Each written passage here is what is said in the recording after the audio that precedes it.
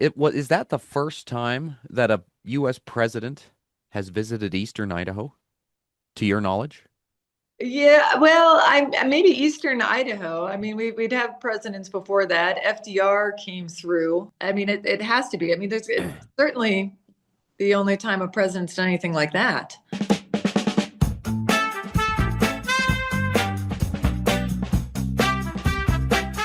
Welcome to It's Worth Mentioning, a podcast about local history. I am your host, Rhett Nelson. It was an exciting week in election season. We had the election this past week, and several local races are going to go into a runoff election in December. The mayoral race in Idaho Falls, as well as the city council seat, that runoff election will take place on December 2nd. And then a city council seat in Pocatello will also go into a runoff election. East Idaho News, of course, will be covering that in the days and weeks ahead, so be sure and watch us and stay tuned for that. But in light of election season, I thought it would be fun to have an election-themed show for you today. My guest is Monica Church. She is a state legislator representing the Boise area. She is the granddaughter of not one but two former beloved politicians in the state of Idaho. One of her grandfathers is former U.S. Senator Frank Church, who served in Congress from 1957 to 1980. He's the namesake for the Frank Church Wilderness Area. Another one of her grandfathers is Cecil Andrus, former Idaho governor, the only four-term governor in the state. This woman has a lot of political clout behind her, a rich political legacy in the state, and she has lots to tell about these former politicians. I spoke with her several weeks ago via Zoom from the State House in Boise. We will get to that conversation momentarily. Before we do that, once again, I want to remind you to follow our show on the East Idaho News YouTube channel. The show posts weekly, usually on Sunday night or Monday morning. You can watch for it when you find it. Be sure and subscribe and follow us.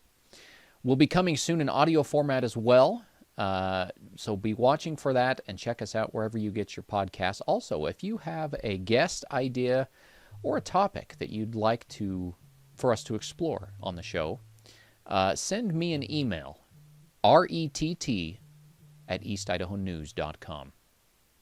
Now here's my conversation with Monica Church. Monica is joining us today over Zoom from the State Capitol building in Boise. Monica, thank you so much for taking some time with me today. Yeah, thanks, Red. It's nice to see you again. You're almost a year into your first term as a legislator for the state of Idaho. How has that experience been for you so far? So far it's both humbling and very exciting. I've really enjoyed it.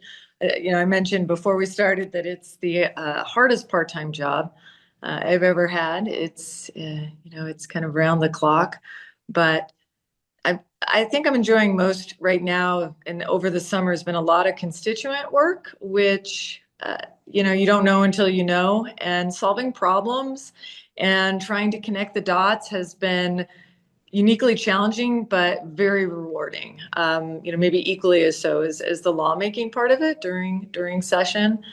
And I really, really, truly do enjoy it. And it's afforded me a lot of really great opportunities to learn.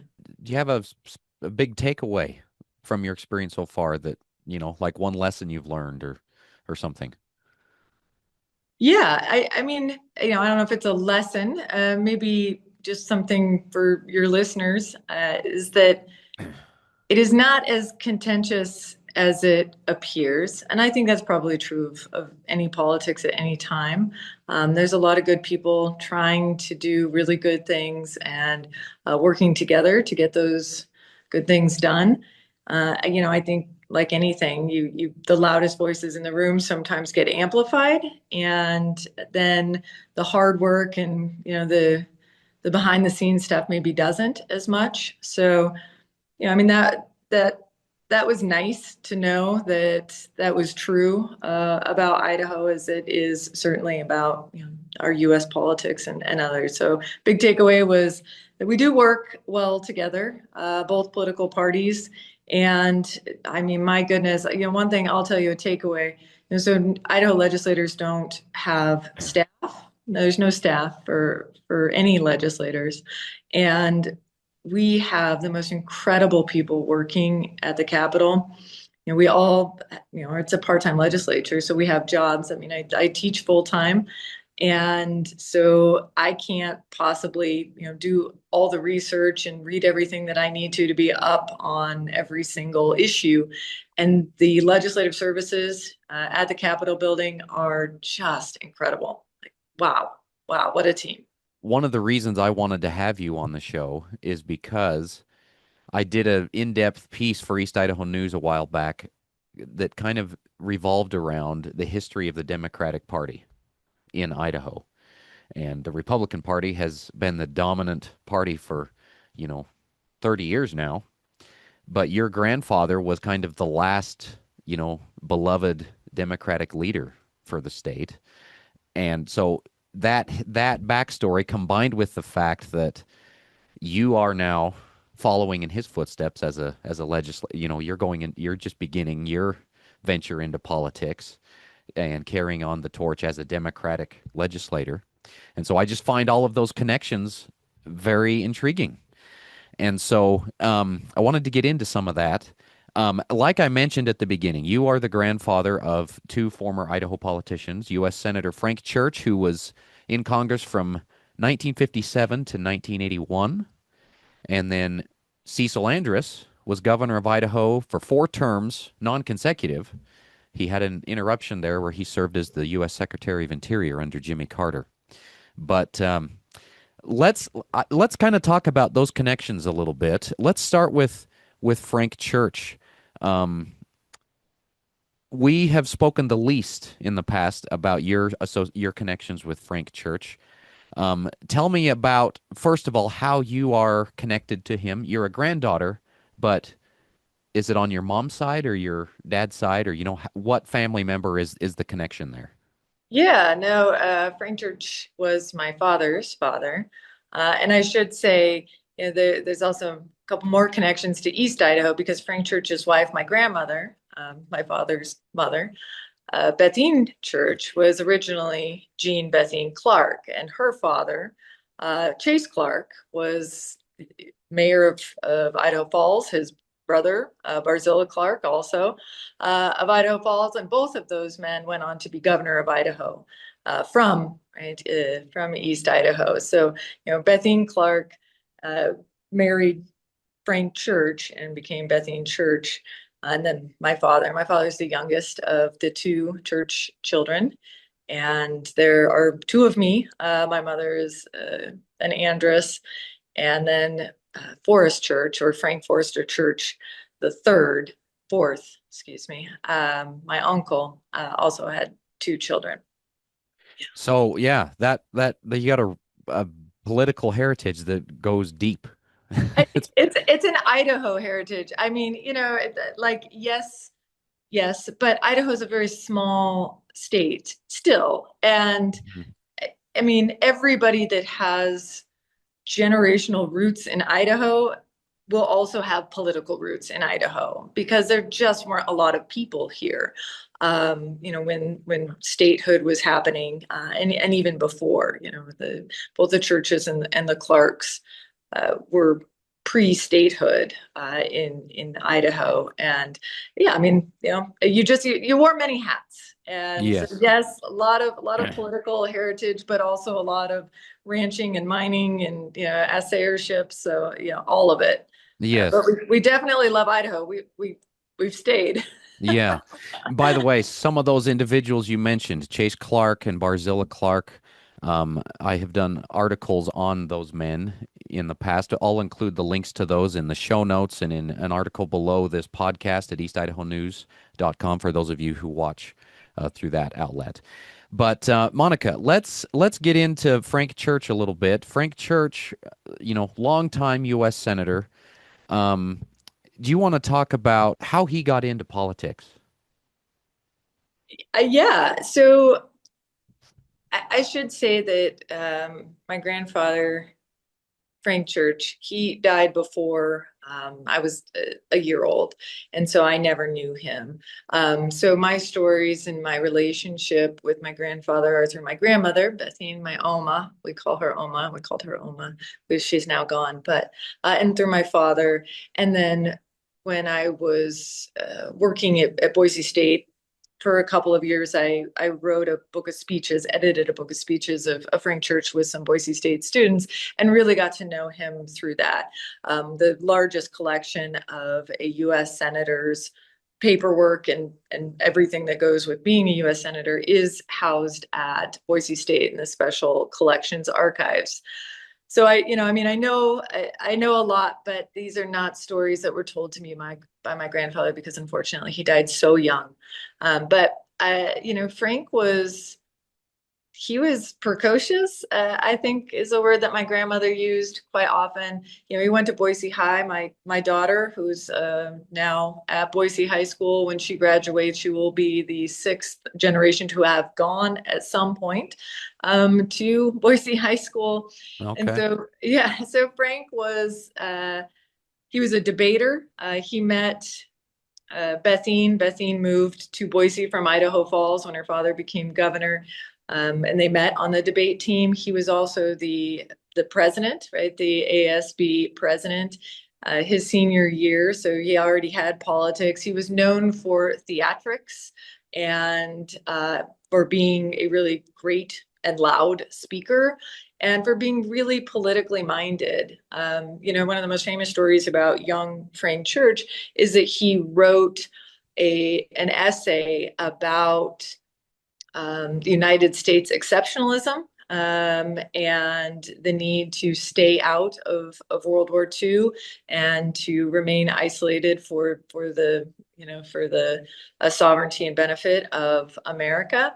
And that ended up getting him a scholarship that allowed him to go to Stanford. And so he was very much a critical thinker. And he also had the benefit of spending a lot of time at the governor's house.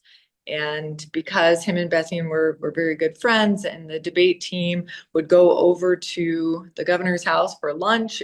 At that time, it was right downtown by where St. Luke's is in downtown Boise, and would have, conversations with the governor and staff. And I think all of those things, it's kind of like if you've ever read the book Outliers, it's not so much that a person is like born gifted, they just are born in a place where they have certain opportunities. And he definitely had a lot of opportunities to participate. In Idaho, I think the thing that's most recognizable for people in the state of Idaho with Frank Church specifically is the Frank Church Wilderness Area, which is named after him. Yeah. And President Jimmy Carter is credited with, creating the act that put that wilderness area into existence and naming it after Frank Church. Do you want to tell like that story, how it came to be known as the Frank Church Wilderness Area? Well, I mean, that's where we're going to pull in the Andrus side, because while Frank was a U.S. senator, and Frank had worked for many years before my grandfather Cecil got to Washington and became the Secretary of Interior, and he had been working very hard on getting wilderness as a designation. And, Frank Church is actually credited for defining wilderness. And he had been working on that, pretty significantly through the late 50s and the early 60s. Of course, the Wilderness Act gets signed in 1964. And it's because of the language that he created in, designating wilderness and creating an opportunity for preserving and protecting land out here in the West, that when Cecil got to DC, and really, I mean, that was his big goal. I mean, one of his big goals was he wanted to put all the agencies together, if you can believe that in today's day and age. He wanted to combine the Department of Interior and the Forest Service and all these other agencies and call it a natural resource department. Yeah, if you can even believe that. But the other thing was that, he wanted to make sure to protect Idaho's wilderness and Alaska. And so, it was really, Cease who drew those maps and kind of created the opportunity for the central wilderness area. And then Frank was able to, because he had been in there and had such a great relationship in the US Senate and had built such good relationships with the presidents that he had worked with, even those that he had sparred with, both both political parties, that they were able to carry that legislation, along with Udall, through. This story about, the creation of the Frank Church Wilderness Area, like you said, it's so ingrained with Cecil Andrus and a trip that he took to Idaho with President Jimmy Carter. And was Cecil serving as Secretary of the Interior at the time of that trip? Yes, but that political calculation of getting the private landowner from Georgia into the wilderness had started long before that. Yes. So yeah, I want to. Can we get into that story? Like, how was it that Cecil Andrus was able to bring Jimmy Carter to eastern Idaho to float the Salmon River and bring him to this area that became the Frank Church Wilderness Area? Tell us that story. Yeah, and again, for your listeners, I mean, these are stories told to me. I was not I was Right. not alive. And so I tell stories as the daughter and granddaughter, not as the person that was there. And my mother's experiences through that were also a little clouded by being a teenager and experiencing everything from a teenage brain. But anyone that remembers or knew my grandfather Cease knew that he was calculated, and some people really appreciated that. Some people, even called him a bully, but he was calculated, and he knew that the only way to get some of this land designated, and remember, he had spent, at that point in time, he had spent the last 10 years really fighting for not only land from where they had lived up in Orofino in the Lewiston area, but of course, what is now the Cecil D. Andrus White Clouds. And he had met Jimmy Carter when they were governors in Washington, D.C., 1971. And they had talked a lot about fly fishing. My grandfather was an avid fly fisherman. He loved all fishing. And so they had already kind of built this kind of rapport that they kept throughout the very contentious kind of primary between Frank Church and Jimmy Carter. Jimmy Carter had come out. Cease and Jimmy had children, the same age. I mean, my father also was about the same age, but he lived in DC while they lived in Maryland. So when, Jimmy had brought out his kids, they were, very close in age to my mom and her sisters. And they really, they connected. They were very similar men. And so when Cease was called to be the Secretary of Interior, he knew that he had to get the president out to Idaho and really experience what it's like to be gone. He always said that, to just be gone. And as the story goes, and this is a little bit of lore, that this was so far planned ahead that a year prior to them going, my family went down the same Middle Fork, the same trip that then a year later the president would go on. And my mother and her sister recalled that there were a lot of other men on the trip that they didn't know and they don't really remember and they never really saw again. And the lore is and that they were Secret Service. They were already scouting it out.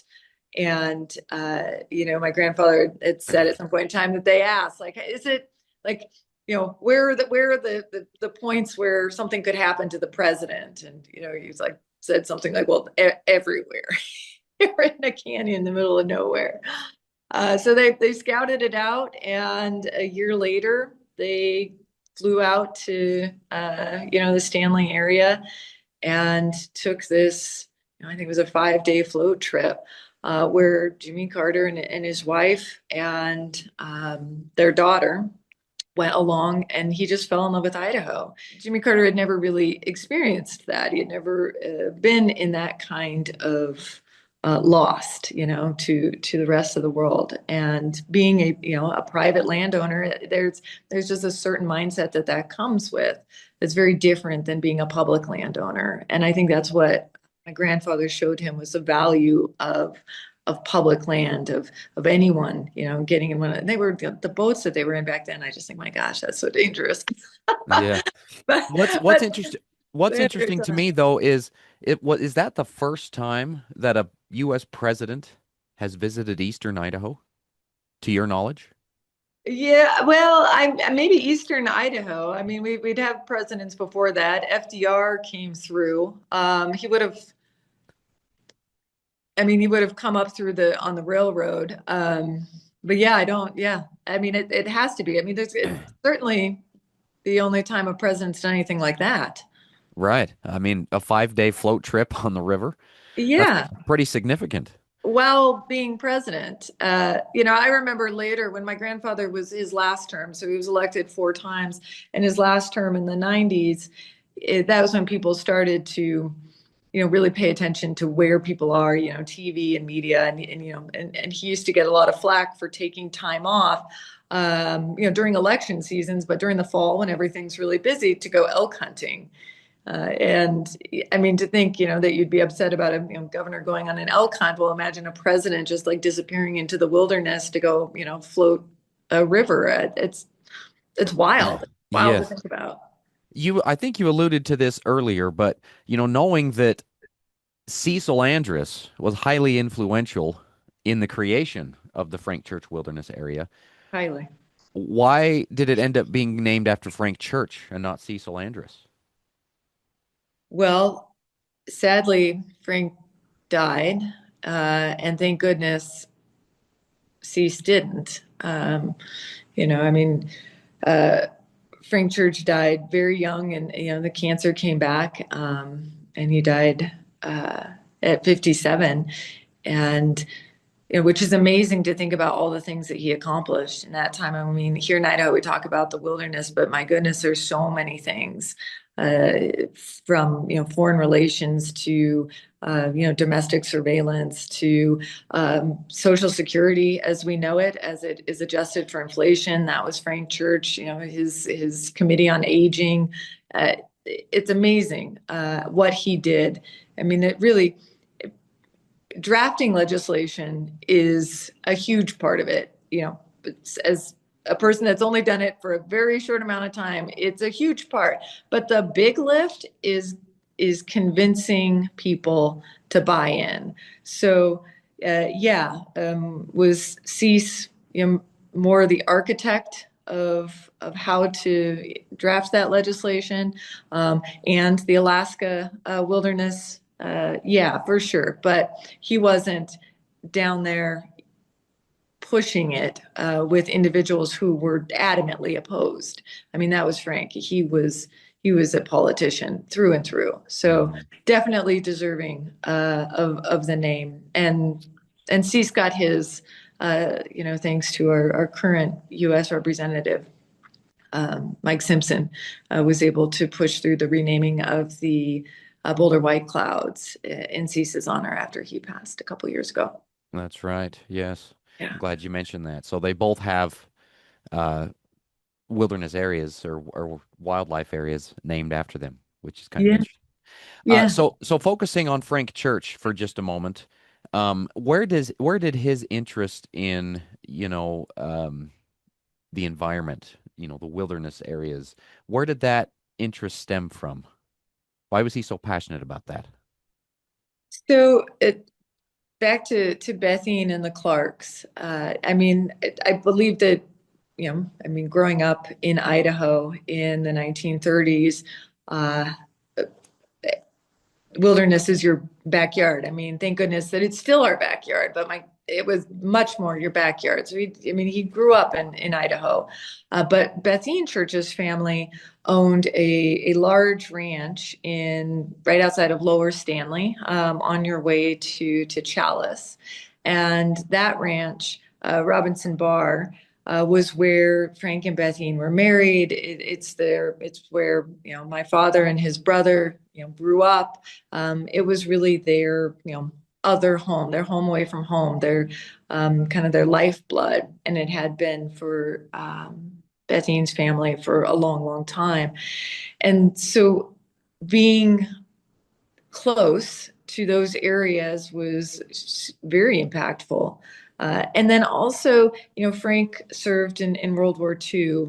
He was in intelligence, and he spent a lot of time in the East, in China, in Burma. And he realized how important land is for security. He talked about it quite often. And so I think that there's, kind of two parts there. I think he gravitated toward foreign policy. He really loved that. He loved the 30,000 foot vantage point, but he also was an Idaho boy and recognized the value of land, for people and for protection. But I think the ranch was a huge part of it.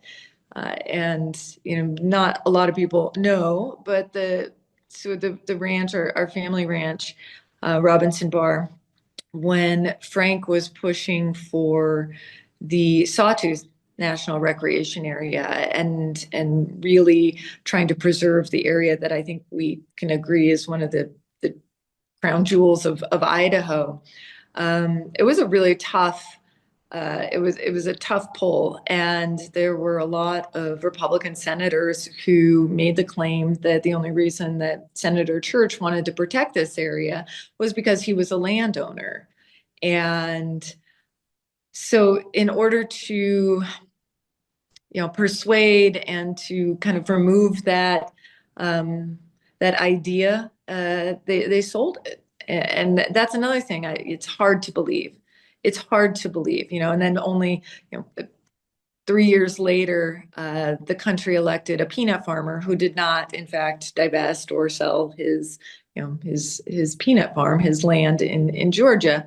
But yeah, my family sold that ranch, and because of that and many other concessions, we have the Sawtooth National Recreation Area, and thank goodness for it. No longer landowners, but proud public landowner.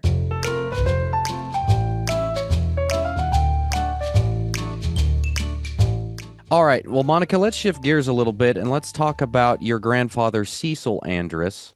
Like we mentioned earlier, he served as governor of Idaho for 4 terms. He was first elected in 1970, served about a term and almost 2 terms before he was nominated as the Secretary of Interior, and then ran again in the late 70s.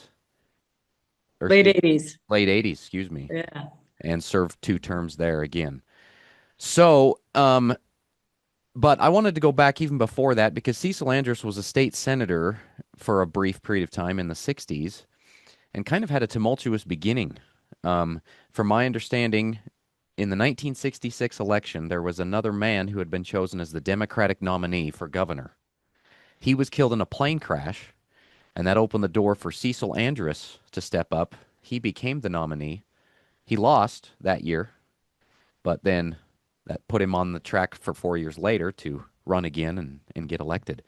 Do you know any of the story of that kind of tumultuous year? Yeah. My grandfather always talked about that election. It was the election he lost twice, because he did run for governor. I mean, he ran to be the Democratic nominee and lost, and then the tragedy, and then he lost again. But he came back. I mean, he got some really good name recognition, and he actually served quite a few years. He served 2 terms as a senator from Orfino, and then 2 terms or maybe it was 3 terms, from Lewiston. And so he had been in the Idaho legislature for quite a while, during and then, after he lost that election twice. And yeah, I mean, my grandfather moved to Orofino as a lumberman. He and his father owned a lumber mill, and he was a lumberjack, and was trying to raise a family. And he, it was a very it was larger than life. And when he saw a problem, everybody knew it. And I can only imagine. It was sometime after my mother was born. My mother was born in 1960, and he was very concerned. He had three girls, being raised in a timber community, a labor community, and he was worried about the education. And he kept complaining. And somebody said, "Well, why don't you do something about it?" So he ran for the school board, and then he was complaining more. And why don't you, do something about it? And ran for the Senate, and they moved to the big city of Lewiston, and that continued. But back then, legislators took their families with them. I mean, it's always been a part-time legislature, but they took them with them. So my mother and her sisters, they would go to school, back and forth, back and forth. They would be, kind of dragged down to the city, and they would live by the Capitol in this apartment complex. It still exists. It's a little different now, but then they would go to elementary or junior high in Boise, and then go back up to Lewiston. But yeah, I mean, once he got the bug, and once I think we're similar in that way. Really enjoyed solving problems and being around people. Yeah, he just couldn't quit. There were three things that you have said endeared him to Idaho voters. Um, One of them was his love of public lands, as we've been talking, and as you mentioned, the White Clouds area was later renamed the Cecil Andrus Wilderness Area. But he also played a role in. He didn't like the idea of Idaho becoming a permanent dumping ground for nuclear waste, and so he played a role in ending that.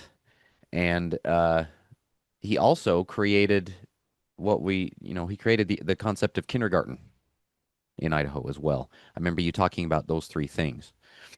Do you want to comment on any of those issues that he played a role in? Sure, I'll go quickly through them. My grandfather was exactly who he presented, so whether you liked him or not. And he was always a learner. He was open and willing to learn, and he used to talk a lot about just the devastation on the land that was the timber industry, and him being a part of it. But also recognizing that as time goes on, and as much like Frank Church, the value of this kind of unspoiled land in the West. My grandfather also, was of that same time period that he grew up hunting and fishing and outside, and those were his places. Those were his places. They were they were everyone's, and the idea that wouldn't be so, I think really.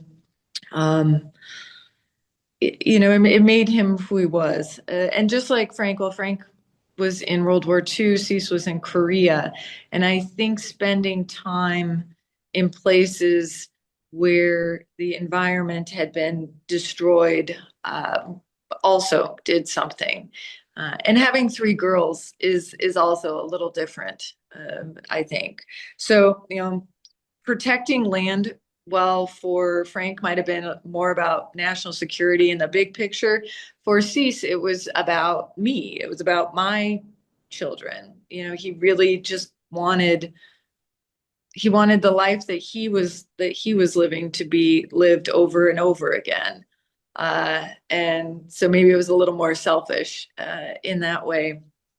To the nuclear waste thing, I mean, we're still bringing in spent fuel, and our current governor and the governors before have paused the agreement to not bring in any more spent fuel many times, for reasons that help our country and have benefited jobs and especially in your neck of the woods, but in all of Idaho. But to say that he was able to stop it, or that the federal government has met the burden that they have promised to clean up that old fuel. I mean, we're talking about old fuel from the very beginning, is still buried out there and has not been permanently removed and cleaned up, and sits atop, our precious aquifer. And Cease was always pushing against the federal government. And I feel very close to that, because, well, it's important that we have the opportunity for research and new energy sources. The federal government has its own mission statement, and rightfully so. And in that mission statement is not what's best for Idaho, for Idaho landowners, for the tribal communities that live in Idaho. It's a much broader, right? It's a national security. It's a Department of Defense. It's a lot of things that are important, but that's our backyard, right? Like that's our land, and that's our home. And my grandfather was very concerned that without proper leadership and a stalwart pushback against the incursion of the federal government into eastern Idaho, that we would continue to be a dumping ground. Now, we've held off, but these conversations are happening right now. And Idaho has to do as Alaska did in the past, as North Dakota has done, and say, okay, but what about Idaho? And we can't just acquiesce to the federal government, because they've proven themselves in this particular instance to lie and to not meet their promises. So yes, nuclear waste was a huge deal. It's a darn shame that some of our states to the south did not meet their agreement to take some of the spent fuel. But that area has also produced some just fantastic research that's going to benefit, 5 generations in the future of church children. So yes, and then to the third one, kindergarten. My goodness, we're still fighting that, but we still don't have fully funded kindergarten in this state, nor do we now have are we meeting the constitutional burden to fund public education for all children right now. And I mean, that's why I got into the legislature. I was not inclined to get into politics any more than, kind of from the outside. I love being a teacher. It's my calling. I'm married to a teacher. I'm a teacher. And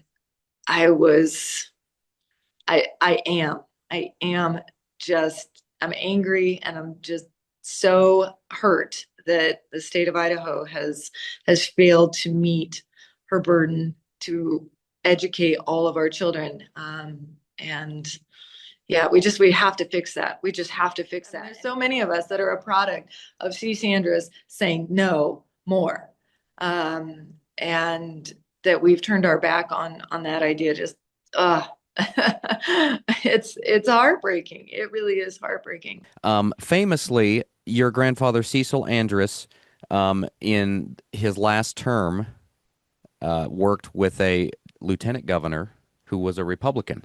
Okay. Yeah, I mean, Lieutenant Governor Butch Otter, who later became governor, was actually Cecil's lieutenant governor both terms, and they were very close. And while they didn't share all the same political views, especially when it came to some social issues, some private rights issues, they did share a love of Idaho, and that they never questioned that. And my grandfather always said that he never worried about, when he went hunting, or if he had to leave the state for, a governor's conference, or, whatever it was. He never worried that the state wasn't in good hands when Butch was there.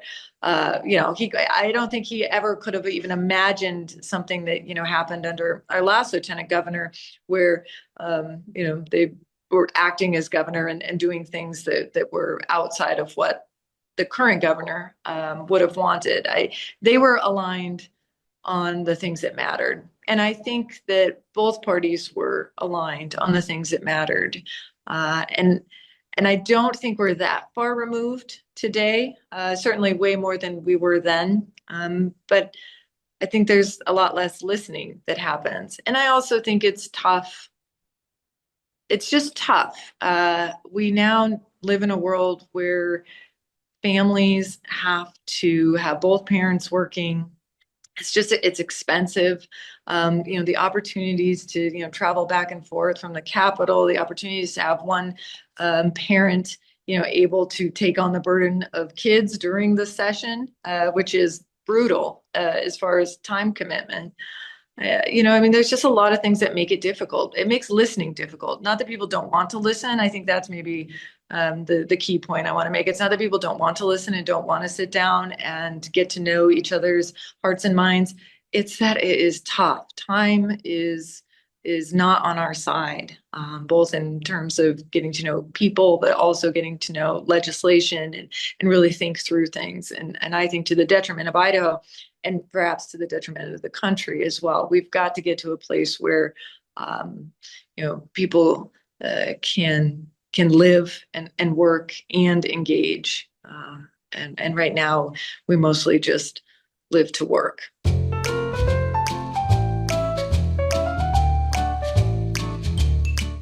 Well, thanks to Monica for taking some time for me. Towards the end of our conversation there, she had some things to be to, and she had to cut our conversation a little bit short, but we appreciate her time.